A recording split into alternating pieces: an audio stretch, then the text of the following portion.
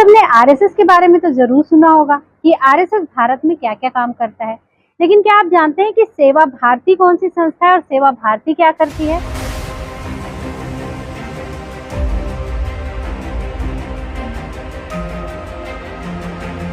आज मैं आपको लेकर आई हूँ सेवा भारती की एक कार्यशाला में। हाथ नीचे लाना, ये हाथ से बन गया।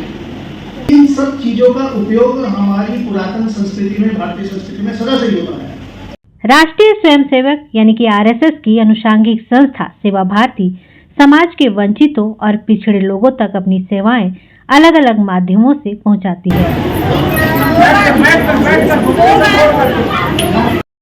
सेवा भारती ऐसे कई किशोरी विकास प्रोग्राम चलाती है जिसके जरिए किशोरियों का मानसिक और शारीरिक विकास हो सके और साथ ही उन्हें शक्तिशाली भी बनाया जा सके ताकि वो समाज की बुराइयों से लड़ सके। नोएडा के सरस्वती शिशु मंदिर के हॉल में एक कार्यक्रम का आयोजन हुआ जिसमें शिक्षिका प्रशिक्षण और किशोरी विकास पर कार्यक्रम किया गया।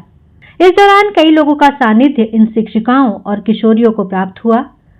शिक्षा संस्कार और किशोरी विकास कार्यशाला में शिक्षा और संस्कार के माध्यम से वंचित और अभावग्रस्त बस्तियों में कैसे जगाएं राष्ट्र जागरण चेतना, घर में मौजूद खाने से सेवा बस्ती की किशोरियां कैसे करें कुपोषण से सुरक्षा, लव जिहाद के मकर जाल से कैसे बचें किशोरियां आदि विषय पर क्षेत्र सेवा प्रमुख धनीराम, क्षेत्र संगठन मंत्री अनिल जी, प्रांत अध्यक्ष मेरठ कैलाश शर्मा जी और विश्व हिंदू परिषद के अखिल भारतीय प्रवक्ता विनोद बंसल ने अपनी बातें रखी।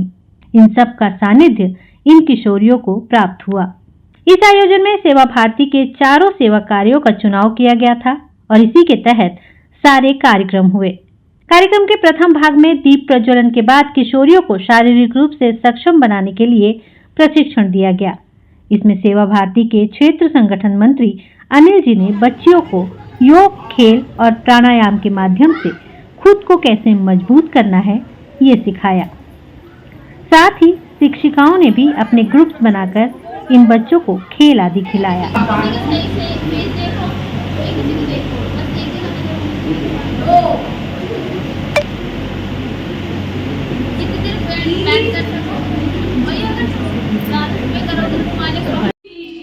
इसके बाद मंगेश जी ने पंचगव्य का महत्व बताया और के साथ ही पंचगव्य में गोबर के साथ 4 और तत्व मिलाकर उसके दिए और धूप बत्ती बनाने का किशोरियों को प्रशिक्षण। सबसे पहले हमने ये सामग्री का था, ये बड़ा मेजर, इसका ये ऑर्डर था, उससे हमने बनाया। ये 2-3 हम नहीं खर्च कर सकते।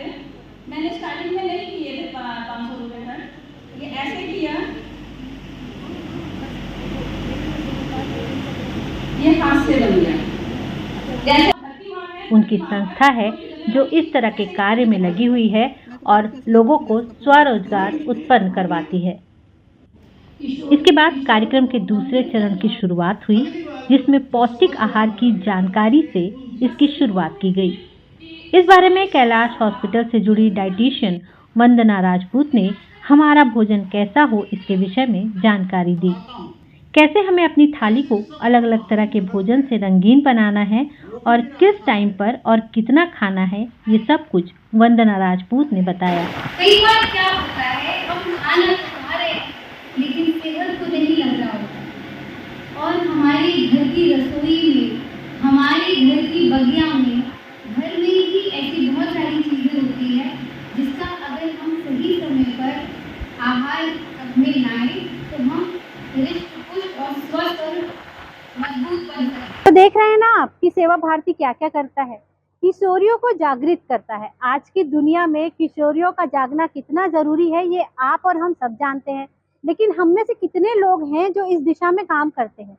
सेवा भारती काम करता है और किस तरह से काम करता है वही मैं आपको दिखा रही हूँ। इसके बाद इस कार्यशाला में विश्व हिंदू परिषद के अखिल भारतीय प्रवक्ता विनोद बंसल जी ने सेवा बस्ती के करीब 100 किशोरियों को लव जिहाद की विस्तृत जानकारी देते हुए ये बताया कि किस तरह से धर्मांतरण के इस खेल में अपनी पहचान छुपाकर आपको फंसाया जा रहा है और इस्लामिक जिहाद के उस फरेब वाले जिहाद के अंतर्गत आपको शिकार बनाया जा रहा है। लव जिहाद की घटनाओं के बारे में विस्तार से बताते हुए उन्होंने बस्ती की किशोरियों को बताया कि लव जिहाद क्या है, लव जिहाद से कैसे बचा जा सकता है और लव जिहाद से दूसरों को भी कैसे बचाया जा सकता है। हमें अपने शत्रुओं को पहचानना पड़ेगा कि आखिरकार कौन कौन शत्रु हैं हमारे, उनका काम करने का तरीका क्या है, उनसे बचने का तरीका क्या है, और अगर उन्होंने आक्रमण कर दिया तो उस आक्रमण से भी तीव्र गति के साथ जवाब देने का तरीका क्या होगा। सेवा बस्ती की शिक्षा एवं संस्कार केंद्रों पर शिक्षिकाएं कैसे किशोरियों को इस तरह की घटनाओं से अवगत करवाते हुए लव जिहाद के मकर जाल से उन्हें सचेत कर सकती हैं, ये भी कार्यशाला में विनोद बंसल जी ने अलग अलग बिंदुओं के तहत विस्तृत जानकारी के साथ बताया।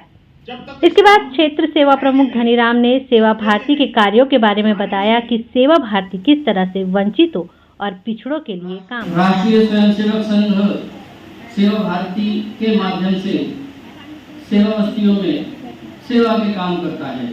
तो संघ कहता है कि हम भारतवर्ष को परम वैभव के शिखर पर लेकर जाना चाहेंगे। परम वैभव का शिखर कहें तो भारत को हम उच्च सिंहासन पर लेकर जाना चाहेंगे। ये जो प्रशिक्षण है ये सिर्फ शिक्षा तक सीमित नहीं है, इसमें शारीरिक प्रशिक्षण भी दिया जा रहा है, मानसिक रूप से उनको तैयार भी किया जा रहा है, उनको इस काबिल बनाया जा रहा है कि वो अपनी बस्तियों से निकलकर हमारे आपके बीच पहुंचे और अपनी एक नई पहचान बनाए।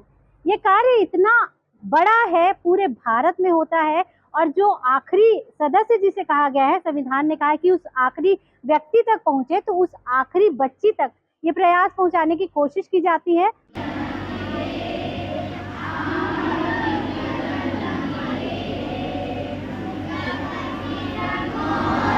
सेवा भारती के मेरठ के प्रांत अध्यक्ष कैलाश शर्मा जी ने बताया कि सेवा बस्ती में शिक्षा और संस्कार केंद्र की क्या आवश्यकता है। वंदे मातरम गायन के साथ इस कार्यक्रम का समापन हुआ। कार्यक्रम का संचालन नोएडा महानगर की अध्यक्ष अनीता चौधरी ने किया और उनका साथ सुरभि सिंह ने दिया। इस कार्यक्रम में सेवा भारती के और भी कई गणमान्य लोग उपस्थित थे, जिनमें अमृतपाल, मधुसूदन दादू, नीलम शुक्ला देवांगन, मंजूषा देशमुख और पवन गुप्ता जी शामिल थे। तो इस तरह के कार्य करने के लिए सेवा भारती प्रशंसा का पात्र है और मुझे लगता है आप सबको सेवा भारती की प्रशंसा करनी चाहिए।